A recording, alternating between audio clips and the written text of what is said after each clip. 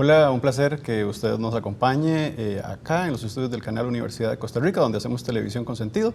Hoy desde un esfuerzo periodístico, gracias a una colega con gran trayectoria desde la opinión del Grupo Nación, Giseli Mora, iniciamos una reflexión profunda sobre la economía de nuestro país, la necesidad de una reactivación económica que casualmente nos ofrece un contexto donde un 12% tiene desempleo, más de 280,000 personas, donde también tenemos un empleo informal que casi suma más de 1 millón de personas. Con todos estos esquemas traemos a voces autorizadas para que hagan reflexiones profundas en torno a cuáles son las posibles salidas que podemos encontrarnos. Así que muy agradecido de estar hoy con Giseli Mora, casualmente, reflexionando sobre eso, y quien ahora nos va a presentar un poquito la metodología y el contexto que tenemos de frente en torno a un país que cada vez la estamos pasando más difícil. Muchas gracias, Marlon. En realidad este proyecto que emprendemos en opinión de la Nación, la página 15 específicamente, es para contribuir al debate en un momento en que el país urge de que se tomen medidas rápidas. No se puede esperar mucho tiempo, ya ha pasado mucho, demasiado, y hay cosas que se han hecho bien, pero hay otras, principalmente como usted decía, tenemos un desempleo alto, son personas jóvenes principalmente, las que tienen más problema para conseguir empleo son las mujeres. También el crecimiento de la economía es muy bajo. En los primeros 3 meses del año ha sido de 1,9 apenas, es decir, es un crecimiento. Tenemos además otros índices, vemos empresas que cierran, los empresarios piden cambios, hay varias cosas que hay que hacer. Entonces, sobre esto, invitamos a un panel que está conformado por economistas, todos excepto don Jorge Goodrich, pero son economistas, 3 de ellos son escritores de página 15. Vamos a hacerlo de la siguiente manera. Primero voy a presentarlos. Doña Edna Camacho, economista, coordinadora del equipo económico del gobierno. Bienvenida. Buenos días. Don Eli Fensay, economista, también escritor de página 15. Muchas gracias, buenos días. Jorge Guardia, también economista y escritor, colaborador de página 15, columnista de la columna En Guardia. Buenos días. Y de muchos años ya en la Nación, además. Sí, don Jorge tiene muchos años de estar con nosotros. Doña Silvia, Silvia Hernández, economista y diputada, bienvenida. Muchísimas gracias por la invitación. Y don Jorge Goodrich, quien es ingeniero y tiene ya 40 años de escribir para la página 15 de La Nación, ¿verdad, don Jorge? Sí, 40 años de estar escribiendo para nosotros. Es decir, gente que ha colaborado. Don Jorge es memoria histórica ya, entonces. Don Jorge tiene hasta una sorpresa preparada. No voy a matarle la sorpresa, pero él la tiene lista. Van a ver más adelante. La mecánica es la siguiente. Vamos primero a darles la palabra a cada uno en orden alfabético para que presenten la propuesta de lo que creen que debe hacerse a corto plazo para poder reactivar la economía.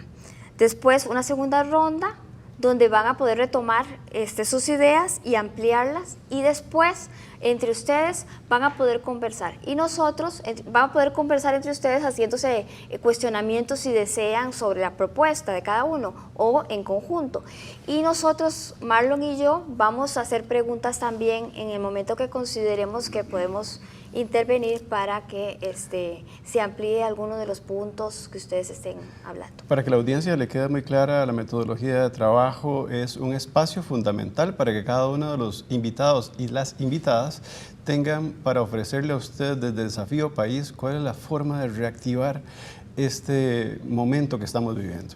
Para eso van a tener alrededor de 2 minutos 30 en 2 momentos diferentes. Iniciamos con doña Edna. Doña Edna. Muchas gracias, y es un gusto compartir este panel con personas tan distinguidas. Costa Rica se encuentra en un estado difícil en temas de de crecimiento económico y de desempleo, yo lo comparo como un país convaleciente, que pasó por una situación muy crítica, especialmente el año pasado, aunque desde antes venía con una desaceleración. Desde el gobierno le hemos dado prioridades a algunas áreas que nos parece que pueden contribuir a que haya mayor crecimiento y sobre todo el objetivo principal, mayor empleo.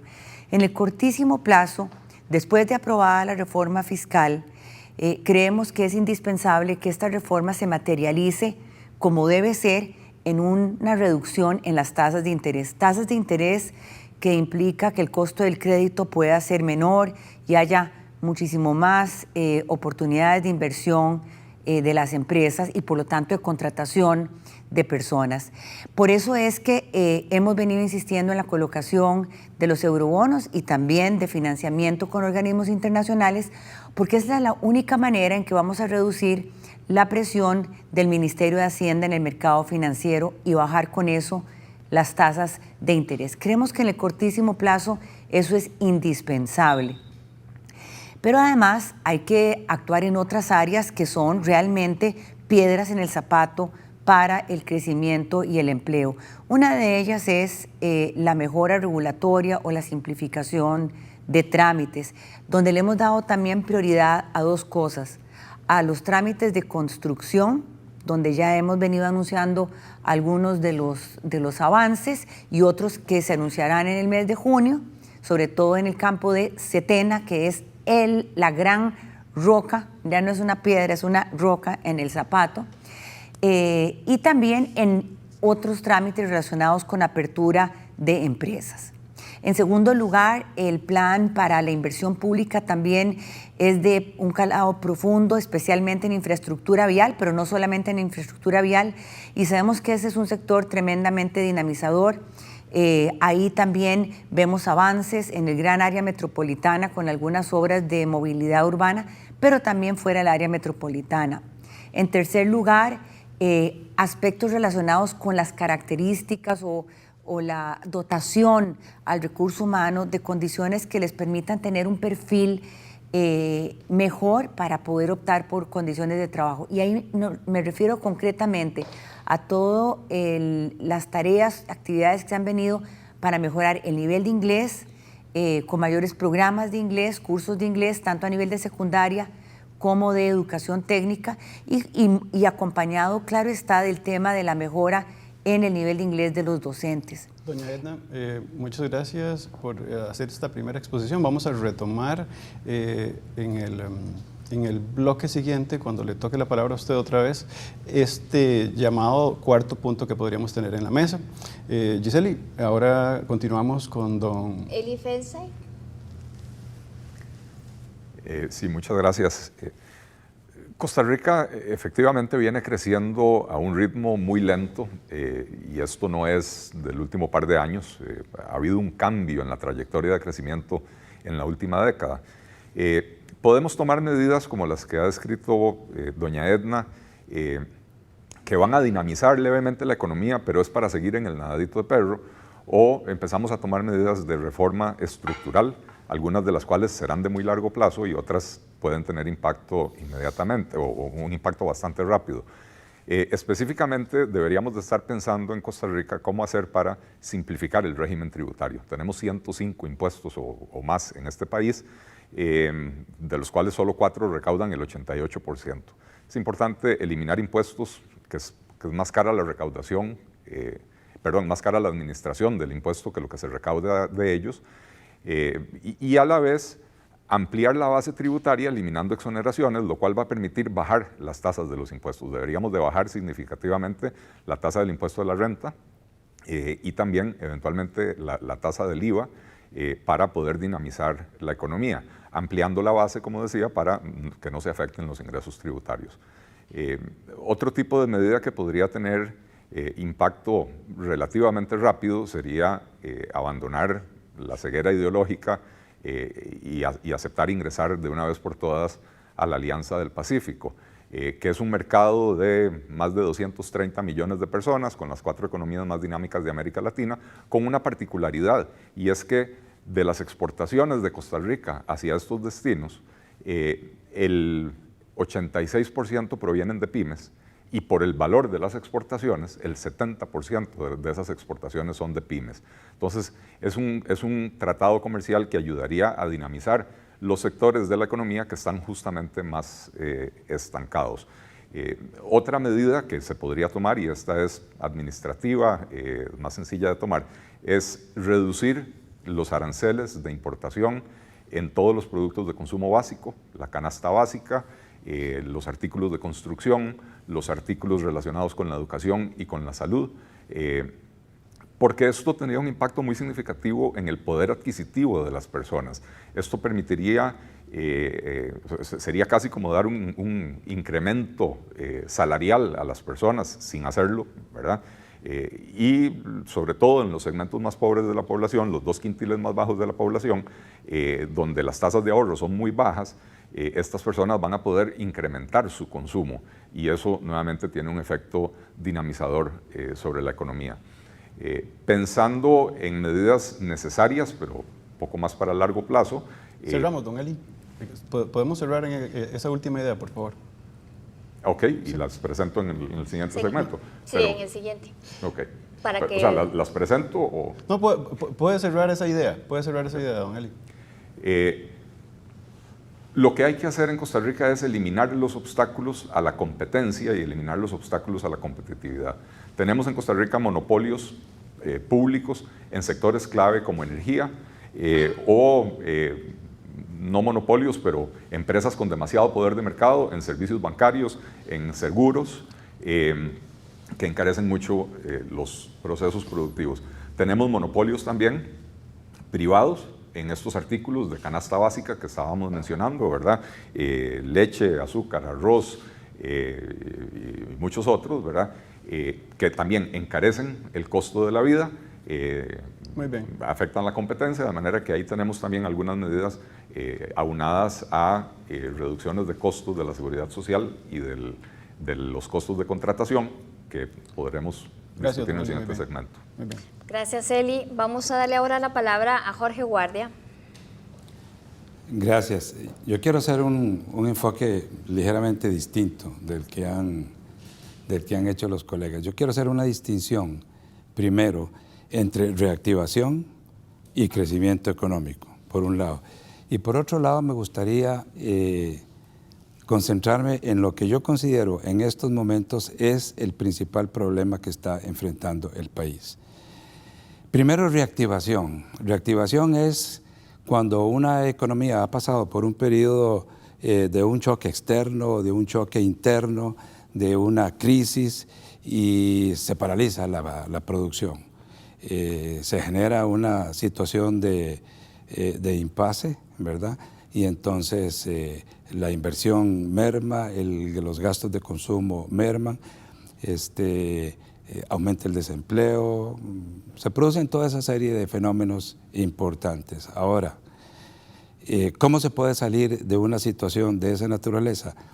La diferencia entre una reactivación y aumentar el crecimiento económico radica en que se reactiva un aparato productivo con los factores de la producción que ya tiene, ¿verdad? Esos son, y que están trabajando menos. Y eso me parece a mí que es una de las cosas que hay que hacer. El crecimiento económico depende más de las medidas de carácter estructural para aumentar la productividad, mejorar la combinación de los factores de la producción, y eso no se logra a corto plazo.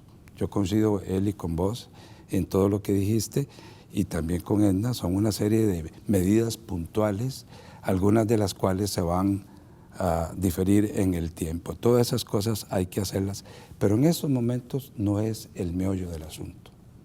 A mí me parece que lo fundamental, lo que tenemos que atacar es algo que tiene que ver con la confianza. No es un tema estrictamente económico, tiene ribetes políticos muy importantes y eso es lo que en estos momentos en Costa Rica nos está pasando una factura horrible, una factura muy seria. Hay varias causas por las cuales la situación ha llegado a donde está. Varias personas han mencionado que el año pasado se logró evitar una crisis que nos hubiera lanzado por el despeñadero, pero al mismo tiempo, parece a mí, que se cometieron errores muy serios, porque se amplificó enormemente la situación de la crisis, ¿verdad? Se dijo, bueno, ya aquí esto nos va a llevar a una situación de desespero, el país quiebra. Dame un par de minutitos. Esto que dice don Jorge, para que ahora lo retome, pero sobre todo porque por primera vez escucho que un economista plantea que no solamente es un asunto económico, sino también un asunto que es social y que está íntimamente relacionado a un proceso de confianza. Haciendo énfasis en eso, vamos a retomar ahora con don Jorge en la segunda ronda un poquito los aspectos adicionales que tendría ese esquema de propuesta que tiene entre manos. Giseli. Vamos a continuar con doña Silvia, para que nos diga doña Silvia Hernández qué es lo que ella propone y a continuación. Sí, muchísimas gracias, igual muy complacida de estar en esta posibilidad de compartir y debatir y tratar también de traer la combinación desde qué puede hacer la Asamblea Legislativa en este escenario que yo sí también considero muy complejo. Y me sumo a las últimas palabras de don Jorge Guardia, en donde deberíamos de concentrarnos mucho en este repunte del crecimiento económico y donde ciertamente las medidas que se puedan proponer, muchas de ellas tendrán implicaciones en el mediano y largo plazo y muy pocas quizás desde el ámbito propio de la Asamblea Legislativa puedan generar algo que es hoy una necesidad. Casi 300,000 personas desempleadas necesitando una respuesta inmediata. Y yo quisiera tal vez, sumado a ese brevísimo contexto que se ha dado, es que cualquiera de los diferentes índices que evalúan al país de competitividad, el índice de hacer negocios, el último de Infrascope, por ejemplo, señalan en común 4 elementos que son vitales para reactivar y mejorar la competitividad en el corto y mediano plazo y que tienen que ver ciertamente con simplificación de trámites, que tiene que ver con atacar el problema de la infraestructura, que tiene que ver con esa seguridad social y que tiene que ver con el entorno macroeconómico, en donde ya se ha señalado algunos aspectos como son tasas de interés, como es el costo de la energía, por mencionar alguno de ellos. De manera tal que hay un clima de negocios, hay un clima de inversión que no ha estado conjugado en el marco de lo que uno podría denominar una política para atraer eso. Y dentro de eso, ¿qué puede ponderar para ayudar muchísimo más a generar hoy empleo, a dinamizar ese sector productivo, ese sector privado que es el que tiene las posibilidades? Y yo creo que hay que centrarse en esos elementos. Doña Edna decía el tema de la gran roca que representa hoy el Setena, y yo creo que cualquier costarricense ve a Setena como un sinónimo de obstáculo. No hay otra forma de ver Setena.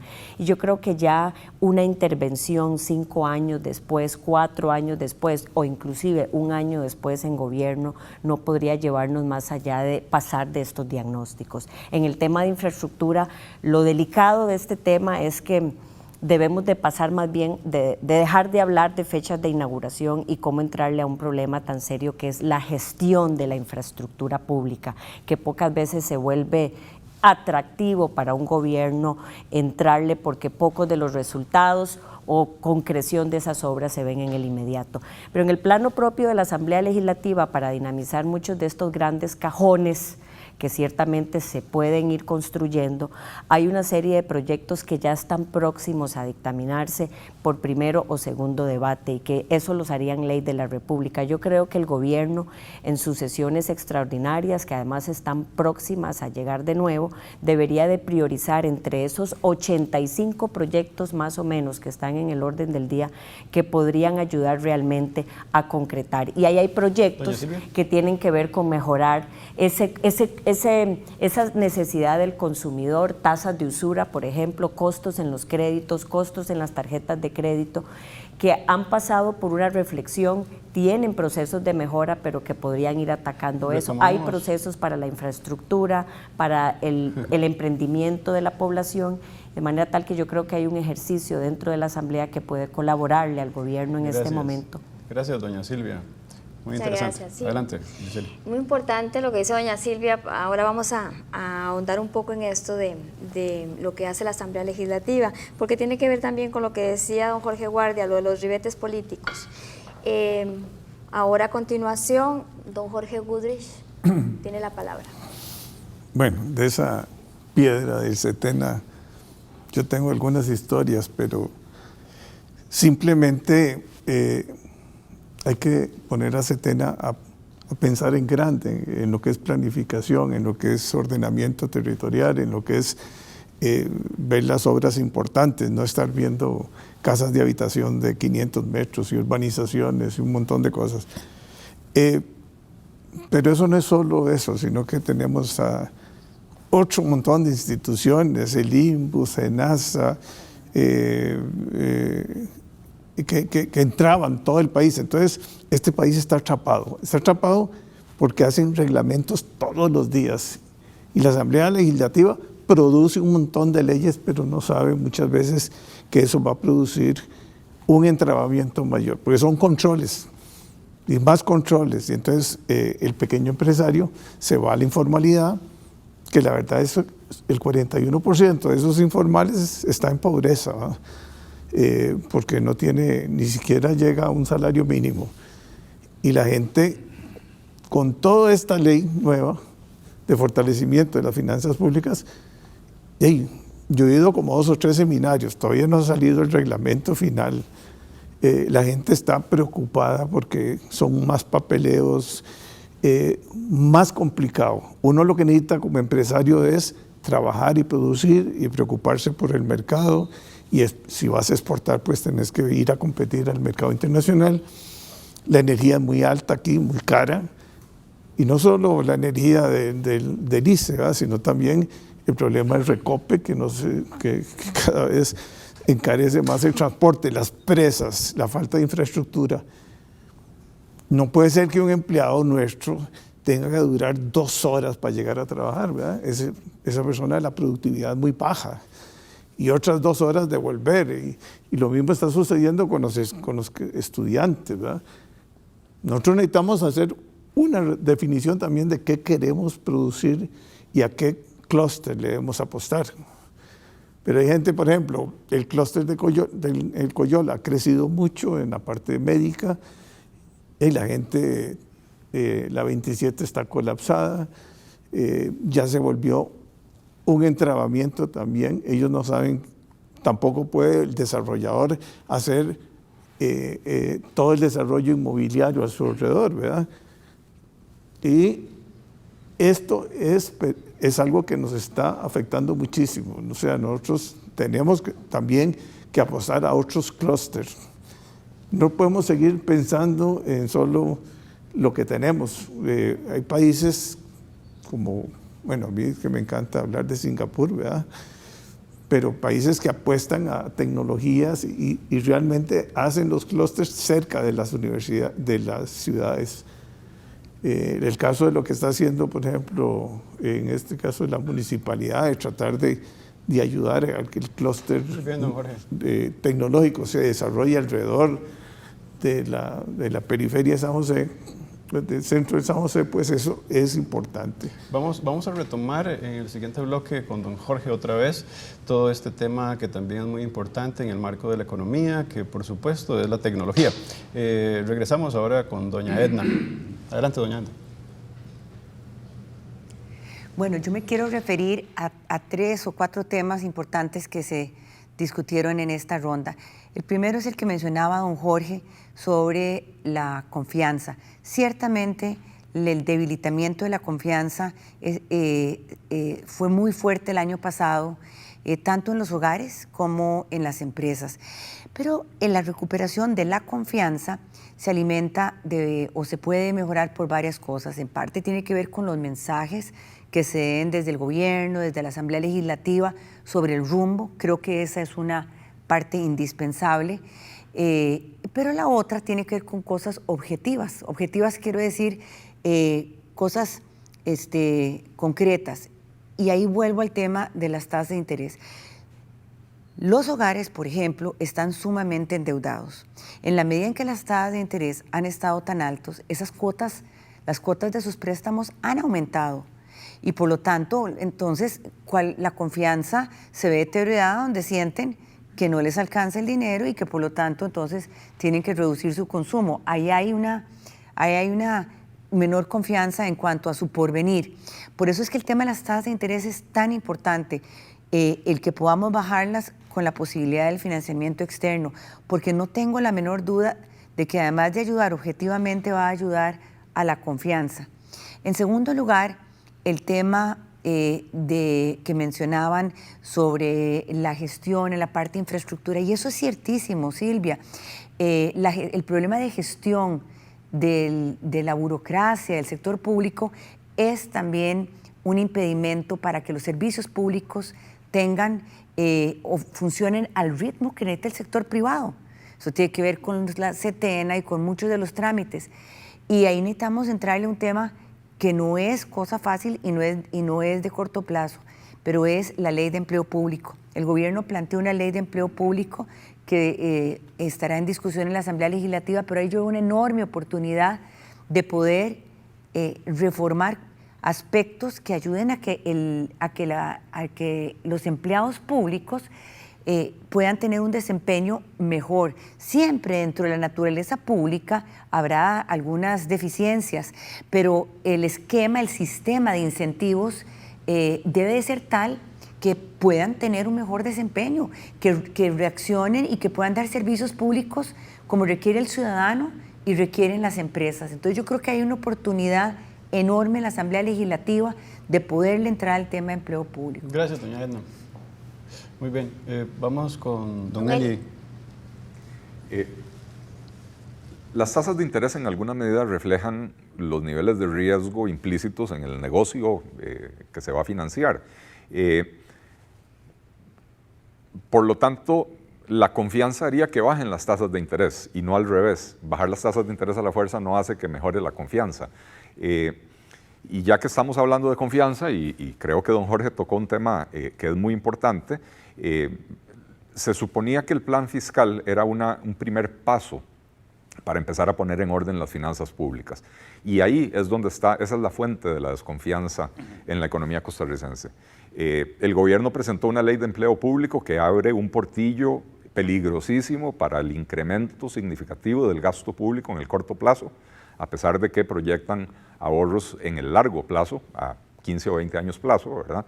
Y entonces, ese segundo paso que se tenía que dar no es un paso que le haya infundido confianza al inversionista nacional y al inversionista extranjero.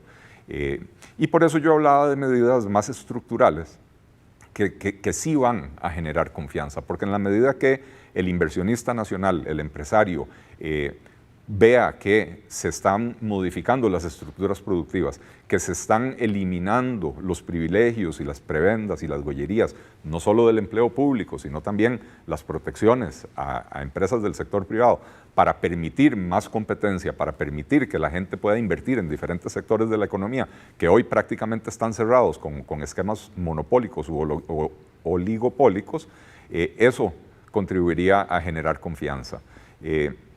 Los costos de la seguridad social, que es uno de los principales obstáculos para contratar más gente. La gente no tiene confianza en la Caja Costarricense del Seguro Social. El gasto, el nivel de gasto, el costo de la burocracia de la Caja Costarricense del Seguro Social creció de manera desmedida hace 10 años, cuando se le agregaron prácticamente 11,000 personas a la planilla y prácticamente todos funcionarios administrativos, ¿verdad? Y no se ha hecho un esfuerzo por reducir ese costo, por permitir que bajen las cuotas de la seguridad social. El sistema de pensiones del IBM corre grave peligro y lo único que se proponen son medidas cosméticas para patear la bola 5 años más, pero no para resolver los problemas. Si queremos hablar de confianza, entonces tenemos que empezar a tomar medidas para generar la confianza y en ese sentido no solo poner en orden las finanzas públicas, sino también impulsar reformas estructurales para el largo plazo, que si bien los efectos se notan en el largo plazo, empiezan a mandar señales a los inversionistas para que empiecen hoy a planear sus proyectos para mañana. Muy bien. Muchas gracias. Don Jorge Guardia. Tal vez un par de cosas adicionales. Una es que la percepción que tiene mucha gente, que tengo yo y muchos de los empresarios con quienes converso, es diferente de la percepción que tiene el gobierno en cuanto a generar confianza. Yo creo que no se ha generado suficiente confianza, no la hay. Si hubiera mucha confianza, no estaríamos aquí teniendo esta conversación. A mí me parece que sí tiene que ver con el mensaje, y ahí yo tal vez haría una distinción, tal vez el equipo técnico económico del gobierno, el equipo PUSC, por ejemplo, tiene una visión, el PAC tiene otra. Y yo creo que al final quien está gobernando es el PAC, y yo no siento que haya dado esa confianza que necesita el sector empresarial como para decir, por aquí vamos. Esa dirección fundamental que tiene que tener el país, eso es lo que me parece a mí que está faltando. Y yo creo que es una cosa que se podría arreglar. No sé si el gobierno verdaderamente tendrá la convicción de irse por esa línea que necesitan los empresarios, los inversionistas y los consumidores para poder decir, voy a tomar mis riesgos. Ese es un punto. El otro que me parece a mí que es fundamental es esto. Yo, por mi experiencia en el Banco Central y por mi experiencia en el Fondo Monetario Internacional, no le apostaría mucho al milagro de reducir las tasas de interés. ¿Por qué? ¿Verdad? Porque si no hay confianza, y aunque las tasas de interés artificialmente se bajen, como dijiste vos o dijo Jorge, no sé Silvia, la gente aún no invierte o no gasta. Y les voy a dar ejemplos. Europa. ¿Cuántos años tiene Europa de tener tasas negativas? Y no se recupera la economía. Japón, décadas, ¿verdad? De tener tasas negativas, y aún así no se hizo el milagro.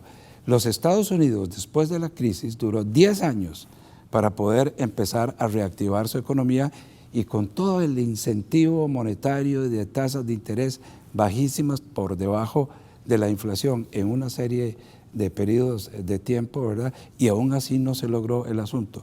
Yo creo que tenemos que pensar en otras cosas fundamentales. Para mí, lo voy a resumir así. A mí me parece que tiene que haber un cambio de paradigma, una visión diferente de parte del gobierno. El gobierno es el que está llamado a decirle al país, mire, vamos por esta dirección, ¿verdad?, inequívoca, y vamos a hacer una serie de medidas y de reformas. Yo, a diferencia tal vez de algunos de ustedes, creo que las medidas puntuales son muy importantes y hay que hacerlas, todas las que ustedes han mencionado, pero tenemos que entrarle primero al tema de fondo. Cambiar las cosas, cambiar ese mensaje, ese impacto, para que la gente vuelva a respirar tranquilo. Eso me parece que es fundamental. Pasamos a doña Silvia con esa llamada de atención que hace don Jorge. Sí. Quisiera retomar dos mensajes. Primero, porque he visto que es recurrente y está relacionado con uno de los proyectos de ley que está en la Asamblea Legislativa y que tiene que ver con la aprobación de los eurobonos. Y en eso a mí me parece vital hacer una rápida impresión de que ninguna fracción, y en particular la que represento, quiere aplicarle una disciplina fiscal a la gestión de la deuda.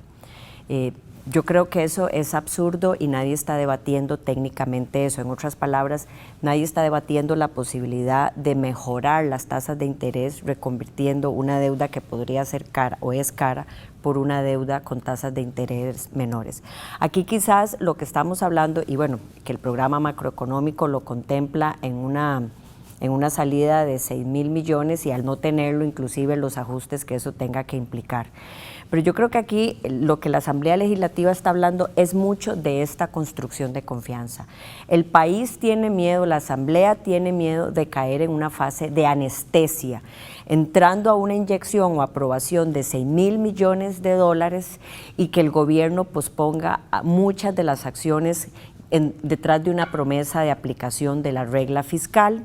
en donde sabemos que materialmente solo se puede llevar a cabo en líneas presupuestarias, en un marco presupuestario de mediano plazo, y eso con la rigidez que tiene el presupuesto habría que ver cómo se aplica, si se va a aplicar en programas sociales o en temas de salarios.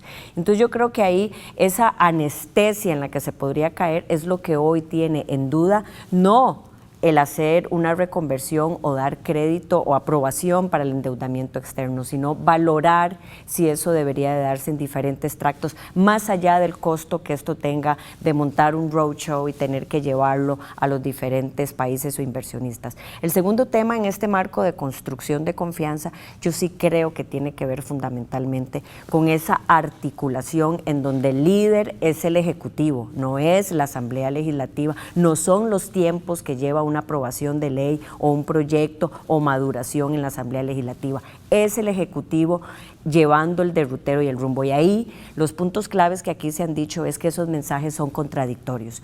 Contradictorios entre una oposición ideológica con el tema, por ejemplo, del aguacate mexicano y la posición de la ministra de Comercio Exterior para así querernos llevar a la OCDE, esa posición contradictoria entre la Alianza del Pacífico y la OCDE, como aquí también se ha dicho, y esas posiciones que han existido ahora, por ejemplo, con la salida de doña Edna y donde llega la ministra Pilar Garrido, una ministra ya con una cartera y un proyecto importante de gestión de empleo público, a asumir la articulación del sector económico, en donde uno se pregunta, bueno, ¿no tiene la ministra mucho que hacer detrás de la cartera de planificación y de este proyecto de empleo público? Gracias, eso es confianza. Gracias, Muchas gracias. Ahora vamos a darle la palabra a don Jorge para cerrar esta segunda parte.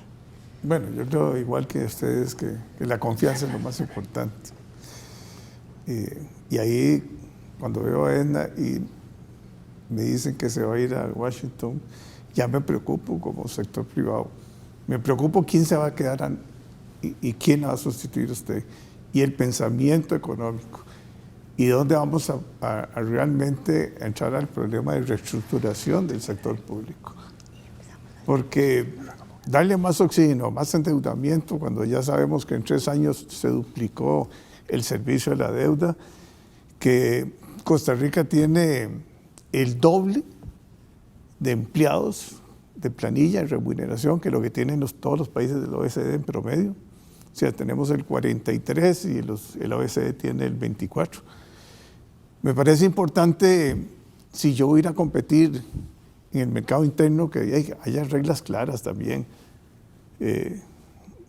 Me preocupa un gobierno que a veces no ha podido incorporar las compras públicas en una sola línea, ¿verdad? Todavía sigue ahí la caja afuera y las instituciones importantes no se han metido en el SECOP. Me preocupa que no tengamos todavía claro qué vamos a hacer con la conectividad con las escuelas y los colegios públicos, ¿verdad?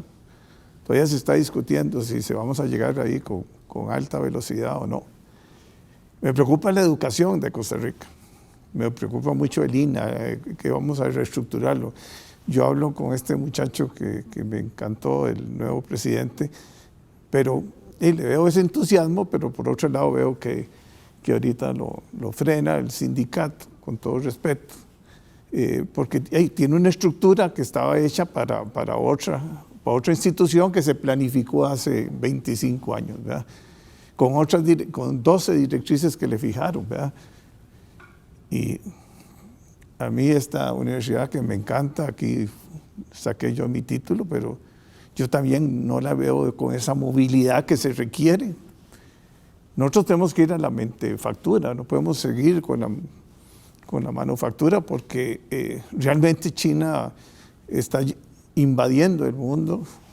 Aquí entran muebles de China todos los días a los precios casi la mitad de lo que nos costaría trabajarlos y hacerlos en Sarchí, ¿verdad? Ya nadie piensa en ir a Sarchí a comprar muebles, ¿verdad? Porque todo viene de China. La gente no entiende que el mundo cambió totalmente y que la tecnología es lo más importante. Y este cambio que está haciendo China es muy importante porque ya se están metiendo en la alta tecnología. Gracias, don Jorge. Ya no le da miedo ni Estados Unidos. Gracias, don Jorge.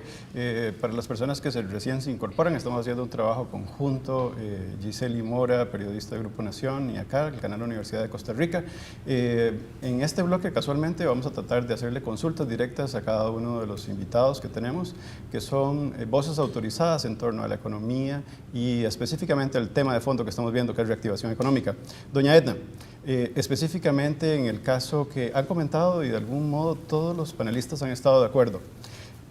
Usted está saliendo del gobierno y pareciera de manera casi sistemática, por las reflexiones que han hecho cada uno de los economistas que están en la mesa, el día de hoy, que va a existir un gran temor de parte de la ciudadanía, el abandono que podría tener en un momento determinado, casualmente ese pie fundamental que había dado el Partido Unidad Social Cristiana en la coordinación de todo el equipo económico.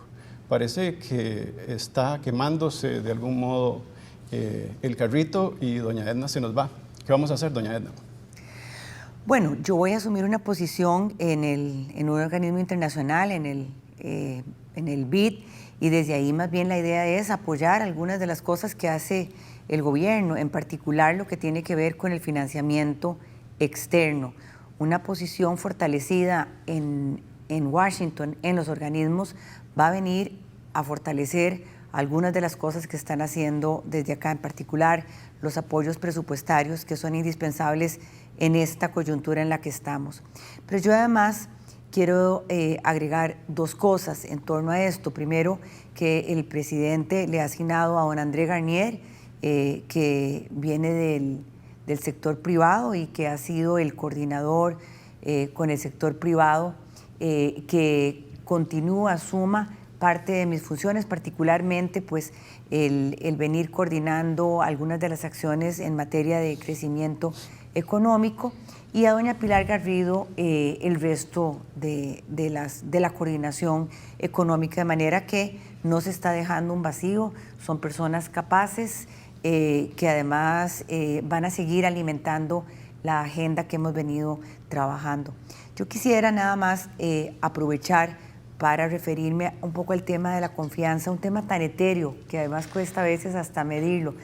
Y comentarles dos cosas. La primera es que cuando me corresponde hablar con inversionistas internacionales, que es una cosa regular y frecuente en mi cargo, con frecuencia nos dicen que ellos no entienden por qué internamente no se evidencia la misma confianza que se evidencia desde afuera. Y ellos ven un progreso, nos dicen, nosotros siempre que nos sentamos con el equipo económico vemos progreso. Y entonces no entienden por qué no se está dando esa confianza interna. Y lo mencionan porque, por ejemplo, en materia de tasas de interés, que es un indicador de confianza, en los mercados internacionales, esa mayor confianza se ha manifestado en que los rendimientos de los bonos de Costa Rica han bajado mucho más que el resto de los bonos. Es decir, hay una clara evidencia de esa confianza. Y en el mercado financiero local, aunque han bajado menos y solamente algunos plazos. Entonces, es curioso a veces cómo nos ven desde afuera y cómo nosotros nos vemos. A veces quizás somos un poco pesimistas. Ciertamente falta mucho y ciertamente mientras no tengamos una economía más dinámica vamos a sentirnos todos preocupados. Pero vean las cosas que se han hecho, aparte de la reforma fiscal que tenía 2 décadas de estar yendo y viniendo y de no haberse aprobado, finalmente se logró aprobar. La Asamblea Legislativa hizo una reforma a su reglamento, una materia que era indispensable hacer desde hace también muchas décadas, y lo hizo la Asamblea Legislativa.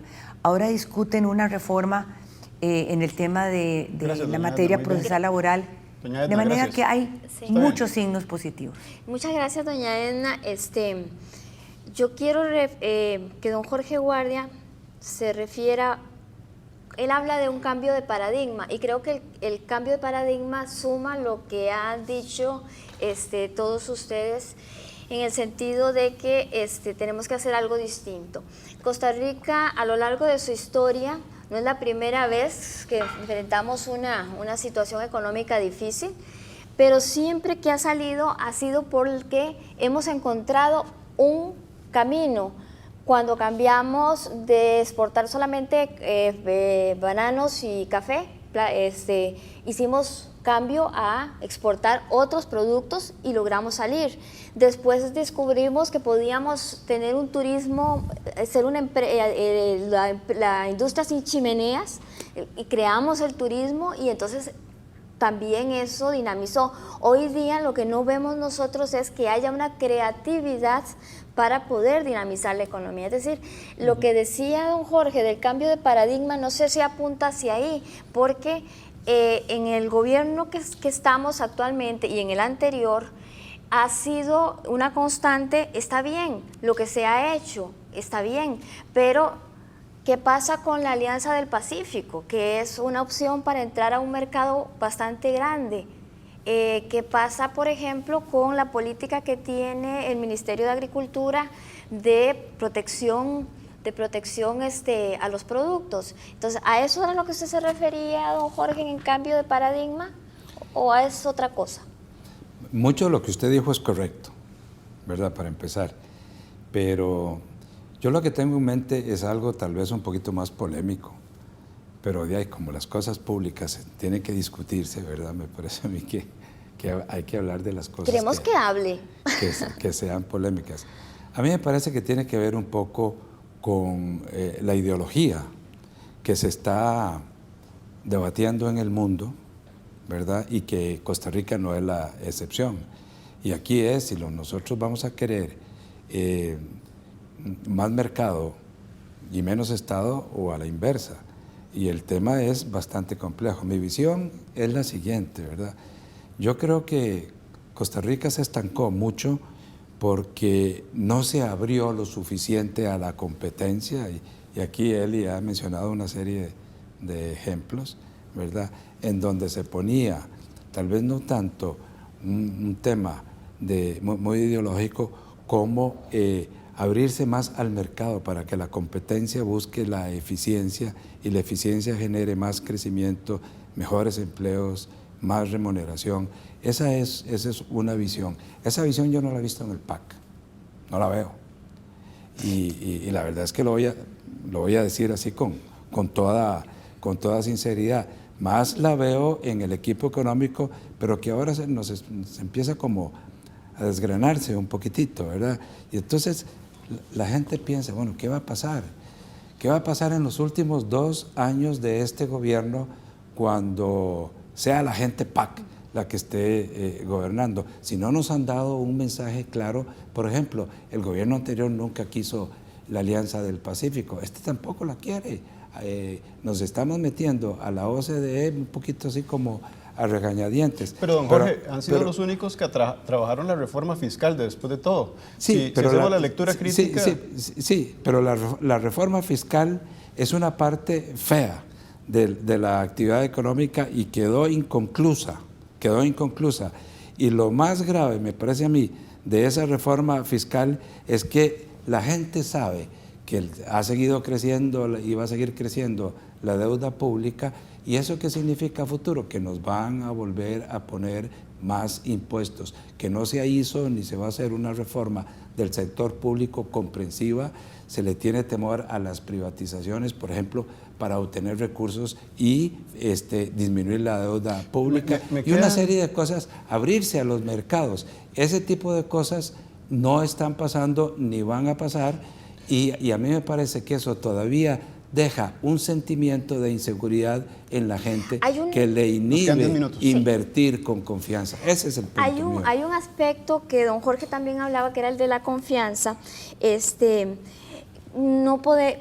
A mí me preocupa, por ejemplo, que en septiembre el gobierno presentara un plan de reactivación económica que, si mal no recuerdan, 17 puntos. Ayer presentó otro plan y dice que en junio va a presentar otro plan. Entonces uno se hace varias preguntas. En el primer plan había una reactivación basada en una especie de apoyo a las pequeñas empresas, a muchos pymes, a mujeres, la infraestructura, y lo mismo que estamos hablando ahora de tasas de interés. Pero eso fue en septiembre, estamos hablando de octubre, noviembre, diciembre, enero, febrero, marzo, abril, mayo, 8 meses. Eso se planteó hace 8 meses. Giseli, Entonces, nos quedan más o menos 8 minutos y tenemos de algún modo un espacio para los otros 3 compañeros y compañeras. Sí. Quisiera retomar eso que estás diciendo nada más para Sí. aprovechar a Eli. Eli siempre habló de medidas de nadadito de perro. Sí. ¿Es este gobierno, con esa reflexión que vos estás haciendo, un gobierno de nadadito de perro, don Eli? No es este gobierno, es este modelo económico que ya llegó a dar toda la leche que podía dar, ¿verdad? Y entonces, mientras no se tomen las medidas, las reformas estructurales para poder pasar a un nuevo estadio, un estadio diferente de crecimiento económico, vamos a seguir en el nadadito de perro. Dentro de ese nadadito de perro, el perro puede parar a descansar y no avanzar y puede seguir nadando al ritmo del nadadito de perro. Saludos a don Eduardo Lizano, ¿verdad? Pero mientras no se adopten las reformas estructurales, vamos a seguir en ese nadadito de perro. Muchas de las medidas que están incluidas en la propuesta de septiembre y en la propuesta de ayer son medidas importantes que hay que tomar. Por supuesto que las obras de infraestructura son importantísimas y sí, es un sector dinamizador de la economía, pero muchas otras que son arreglos que hay que hacer, como por ejemplo CETENA, simplificación de trámites, preparar a más gente en un segundo idioma, etcétera, son medidas que si no hay reactivación económica no van a rendir los frutos necesarios. Yo no voy a abrir un negocio si no hay demanda, aunque los trámites ahora sean más sencillos. Yo no voy a contratar a 25 personas que hablen inglés si no tengo mercado para el producto o el servicio que yo estoy brindando. Entonces, cuando la economía se reactive, es necesario tener a esa gente que habla inglés. Pero esas no son las medidas de reactivación económica, o sea, eso no es lo que va a generar una reactivación económica. eso me lleva a Jorge, en el sentido de que, Jorge, a ver si estás de acuerdo, un inventario de qué es exactamente. El Jorge bueno. Los dos son buenos. El Jorge Goodrich. Jorge Goodrich, en el sentido del inventario de necesidades del país. Hablando de educación, tenemos una gente desocupada que no es mano de obra calificada. Entonces, ¿cómo podríamos nosotros poder darle a esas personas oportunidades si las municipalidades no se apegan a lo que dice, por ejemplo, en lo de simplificación de trámites y todo eso tampoco? Pero ¿cómo podemos hacer con esas personas que están buscando trabajo si no tienen esa calificación? Si, como está diciendo, China ya es un monstruo, ¿cómo vamos nosotros a competir con semejantes cosas? O sea, yo sí creo que el modelo nuestro se agotó también. Sin embargo, hemos hecho cambios importantes, hemos abierto monopolios estatales, ¿verdad? Yo creo que ya es bueno analizar si el monopolio eléctrico se debe mantener o no. Yo creo que las universidades y la estructura de la educación primaria y secundaria, y sobre todo los niños de kinder, ponerle así, comienzan con un nuevo proceso educativo. No puede ser que estemos en todas las pruebas de PISA salimos mal. ¿Por qué? Pues no sabemos manejar matemáticas, no sabemos manejar un montón de facilidades importantes. La gente ahora tampoco quiere terminar carreras universitarias, hay que hacerle oportunidades a partir del tercer año. El problema de la flexibilidad laboral es importante, porque mucha gente puede trabajar 4 días a la semana y no trabajar hasta el viernes. En fin, y eso lo pasó Intel y fue toda una discusión con el Ministerio de Trabajo impresionante, ¿verdad? Hay que pensar seriamente también en la educación dual. Hay que pensar seriamente en ayudar al muchacho a incorporarse a la fuerza productiva, pero hay que analizar qué vamos a dar de oportunidades a toda esa gente que no tiene todas las habilidades importantes en este momento. Esa gente necesita ayuda inmediata. Doña Silvia, eso depende de la asamblea. Es educación dual, flexibilizar horarios. Todo eso depende, el teletrabajo, todo eso depende de la asamblea. ¿Cómo lo ve usted? Sí, yo lo veo, y qué dicha que hace esa pregunta, porque eso depende del gobierno, número uno. Y quiero hacer esta diferenciación no para delimitar o quitar responsabilidades, y más bien la voy a ampliar. Ciertamente la Asamblea Legislativa tiene un rol fundamental en la aprobación de leyes, y eso no debería desvirtuar todas esas leyes que puedan estar prontas a aprobarse y que contribuyan a estos problemas que hoy se han planteado. Y debería de llevar a que la Asamblea Legislativa inclusive trate de valorar que en la propuesta de proyectos de ley de 57 legisladores vengan temas tan apremiantes como los que aquí se han tocado. Eso sin duda es una labor de la Asamblea Legislativa, pero la Asamblea Legislativa también no puede desvirtuar su ejercicio de discusión de una serie de proyectos de ley que muy probablemente son de enfoque de largo plazo, como el tema del envejecimiento de nuestra población y la afectación que tendría en temas de salud, en educación, en temas de pensiones también, y esa es una conversación que está dentro de la Asamblea Legislativa con propuestas de ley, o el tema de empleo público, por ejemplo, que a la hora de que se les señala como que es la Asamblea quien mañana le va a tener sobre la mesa a estos 300, casi 300 costarricenses las oportunidades de empleo, eso es una falacia. Si no tenemos una directriz clara, una línea de ruta, mensajes claros por parte del Ejecutivo, por supuesto que esto va a ser muy complejo. Y yo creo que aquí el mensaje fuerza es que coincido con doña Edna en que el país ciertamente ha alcanzado una serie de niveles y de requisitos que nos han puesto muchísimas veces a gozar esas vacas gordas. Pero hoy hay problemas muy fuertes, no solamente repensando en el futuro, sino en el inmediato, que debería de llevarnos a tener muy claro ese mensaje que tiene el partido de gobierno. No es momento nunca más para satanizar la figura de alianza público-privada y concesión. No es momento nunca más para creer que la empresa o el sector productivo no es quien hoy pueda traer las oportunidades de empleo sobre la mesa, y por lo tanto hay que ver qué proyectos de ley están en la Asamblea Legislativa para ayudar más a esa simplificación, a introducir muchísimo más esas instituciones al SICOP. Pero yo creo que eso es vital. Si no tenemos esa diferenciación de lo que se puede aportar en tiempos de complejidad que lleva maduración de un proyecto de ley a su aprobación y lo que hoy puede hacer el Ejecutivo, nos veríamos en unas dificultades de expectativas. Muchas gracias. Muchas gracias, doña Silvia. El tiempo verdaderamente nos come. Creo que es muy importante todas las reflexiones que ha presentado cada una de las personas que han estado con nosotros, y por supuesto un gusto trabajar con Gisely Mora en esta iniciativa de reflexionar profundamente sobre la reactivación económica. Pues muchas gracias, Marlon, porque nos facilitaste aquí es un gusto, hacer este trabajo conjunto con la universidad. Página 15 de La Nación desea, la Nación en general, desea poder hacer estos trabajos, y cuando se hacen juntos creo que quedan mucho mejor.